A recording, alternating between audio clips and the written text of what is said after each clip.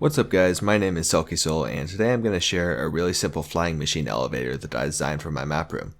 This is a great design if you want an elevator that fills a wide space without requiring a ton of complicated redstone behind the scenes.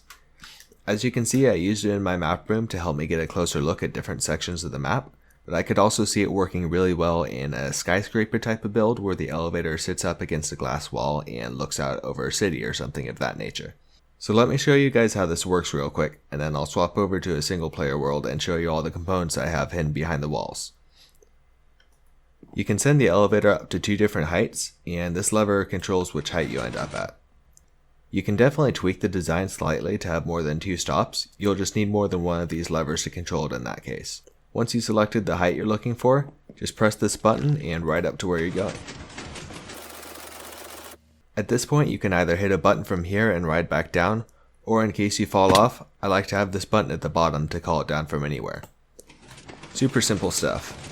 So let's head over to a creative world and I'll show you all the redstone behind the scenes. Alright, so here we are in my creative world where I rebuilt the design. As I mentioned before, this elevator is powered by flying machines, which means you can adjust the size of it to meet your needs. You can build this up to 18 blocks wide, or if the exposed slime and honey blocks bother you, you can cover these up with a building block of your choice like I did here. You'll only be able to make the platform 8 blocks wide if you do this though, so make sure you keep that in mind before you start building. I recommend waiting until you're done with everything else to actually build the flying machines, that way you don't have to rebuild anything if you accidentally trigger them. In case you're not sure how to make this flying machine, it's really simple.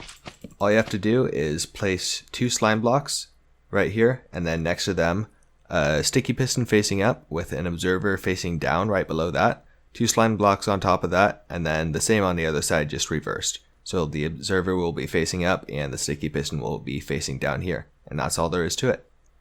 The first thing you'll want to do is build the room you're putting the elevator in.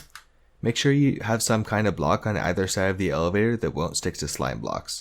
You can see here I use barrels to go with the spruce wood, but you can also use terracotta, obsidian, and pretty much any type of container like chests or furnaces. After that, dig 4 blocks down into your floor and place a line of redstone beneath where you want your elevator to go. This line of redstone should be the same width as your elevator. The flying machines are just mirror images of each other. You'll need to build one with slime blocks and the other one with honey blocks, otherwise they'll stick to each other and won't move at all.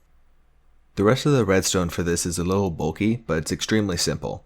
To send the elevator up, it's as easy as taking a redstone signal from this button down to the observers that start the flying machines. Really not much to explain here. Next we have the lever that extends or retracts our first double piston extenders to control which height the elevator stops at. This lever only needs to connect to the first level of piston extenders, since you will always want the ones on the top layer to remain extended.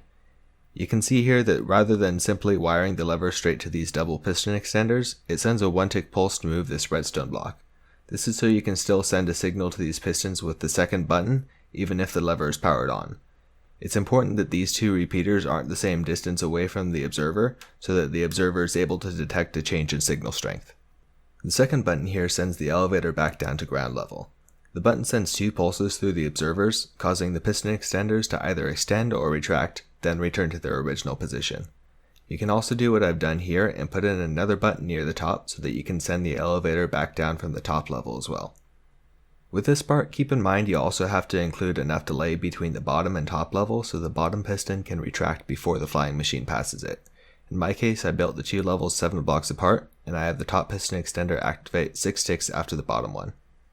That is it for this tutorial guys. If you liked the design, please be sure to leave a like on the video and subscribe if you want to see more. The world download for this will be in the description if you want to take a closer look, and if you have any questions, let me know in the comment section. I'll be happy to help you out. Thank you so much for watching, and I will see you guys next time.